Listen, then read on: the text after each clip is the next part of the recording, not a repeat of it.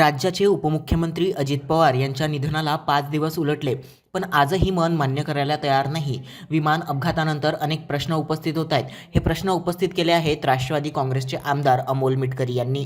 मृत्यूचं राजकारण करायचं नाही असं स्पष्ट सांगत मिटकरींनी आपल्या मनात दाटून असलेल्या शंका मांडल्या. देवगिरी या शासकीय निवासस्थानी गेल्यावर रिकाम्या खुर्च्या पाहून डोळे पाणावल्याचं त्यांनी सांगितलं.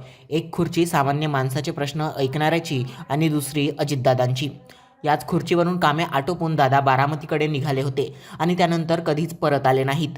अपघाताबाबत अमोल मिटकरी 5 थेट प्रश्न विचारतात. विमानात 6 प्रवासी होते, मग फक्त 5 मृतदेह का? 6वी व्यक्ती नेमकी कुठे गेली? टेक ऑफपूर्वी प्रवाशांची डिजिटल नोंद असते, मग यात विसंगती कशी?